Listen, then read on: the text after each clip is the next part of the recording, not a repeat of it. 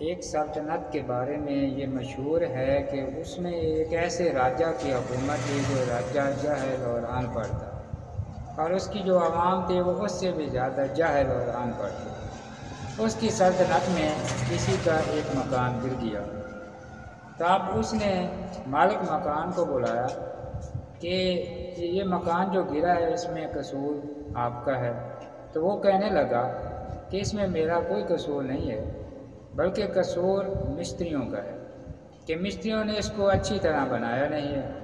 अब जब उस मकान को बनाने वाले मिस्त्री को बुलाया गया तो राजा ने पूछा कि ये मकान आपने अच्छी तरह नहीं बनाया तो आपको सज़ा मिलेगी। अब मिस्त्री कहने लगा कि इसमें मेरा कोई कसूर नहीं है, बल्कि कसूर मज़दूरों का है जिन्होंने गारा सही नहीं बनाया था। मिस्त्री का कोई कसूर नहीं है। तो अब क्या हुआ, उस राजा ने मज़दूरों को बुलाया कि आपने ये क्या किया है। तो अब मज़दूरों में से एक मज़दूर आया और मज़दूर कहने लगा कि राजी साहब इसमें मेरा भी कोई कसूर नहीं है। मैं जब गारा बनाता था तो वहाँ से एक हाथी गुजरता था और हाथी के पाँव में ज़ेवरात होते थे और वो इस ऊंची आवाज़ से वो बज रहे होते थे। तो उनके बजने की आवाज़ जब मेरे कान में पड़ती थी तो मेरे हाथ से जो मैंने पकड़ा हुआ होता था मशकीज़ा पानी का वो गिर जाता था और सारा पानी गारे में चला जाता था और गारा पतला बन जाता था।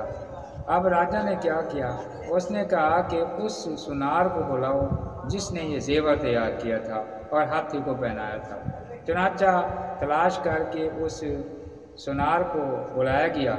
जब वो पेश हुआ तो उस हुकूमत में उसमें जो वज़ीर थे उन्होंने कहा कि राय साहब ये जो सुनारा है ये तो बिल्कुल कमज़ोर है और जो हमारा जो फांसी का फंदा है वो तो बहुत मोटा है और वो अगर इसकी गर्दन में डालेंगे तो इसकी गर्दन तो बड़ी पतली है, इसको पूरा नहीं आएगा। तो अब राजा ने कहा फिर इस तरह करें, कोई ऐसा बंदा जाएं ढूंढें जिसकी गर्दन मोटी हो और जिसकी गर्दन में ये फंदा फिट आ जाए। अब क्या हुआ कि उसके वज़रा भागे तलाश में निकले, उन्हें एक बंदा मिल गया, उसकी काफ़ी गर्दन मोटी थी, उसको पकड़ के ले आए। अब उसने पूछा कि मुझे ये तो बताओ कि मेरा कसूर क्या है। तो वो कहने लगे आपका कोई कसूर नहीं है, बस कसूर ये है कि जो फांसी का फंदा है वो आपके गले में बड़ा फिट आता है। तो राजा ने कहा कि उस बंदे को तलाश करके लाओ जिसके गले में फांसी का फंदा फिट आ जाए। जब वो उसको पकड़ के ले आए तो आप उसने कहा कि चलो ठीक है मैं आपके साथ जाता हूँ, लेकिन मेरी ये ख्वाहिश है कि मुझे अपने गुरु से मिलने की इजाज़त दी जाए। चुनांचे उसको इजाज़त दे दी गई, वो अपने गुरु से मिलता है। अब गुरु ने कहा कि ठीक है आप चले जाएं, लेकिन मैं भी आपके साथ जाऊंगा। जब वो जाते हैं तो वहाँ जब उसको फांसी देने लगते हैं तो अब गुरु चेले को फांसी देने लगते हैं। गुरु कहते हैं मैं भी साथ जाऊँगा। जब वहाँ जाए फांसी पे पहुँचते हैं तो वो आपस में लड़ने लग जाते हैं, लड़ते रहते हैं। थोड़ी देर बाद राजा पूछता है कि आप लड़ क्यों रहे हैं। तो वो कहने लगे हम इसलिए लड़ रहे हैं कि ये वक्त जो है जन्नत में जाने का है, कि जो फांसी चढ़ेगा वो जन्नत में जाएगा। गुरु कहता है मैं फांसी चढ़ूँ ताकि जन्नत में जाऊँ, चेला कहता है मैं फांसी चढ़ूँ ताकि मैं जन्नत में जाऊँ।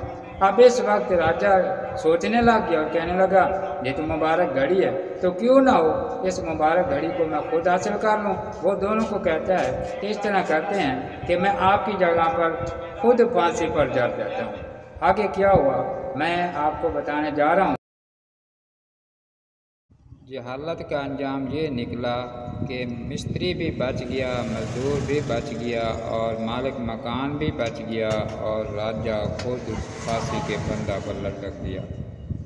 तो ये है जहालत का अंजाम। जब जाहिल आदमी किताबें भी पढ़ता है तो वो हिदायत नहीं पाता, इसलिए उस्ताद की रहनुमाई ज़रूरी है।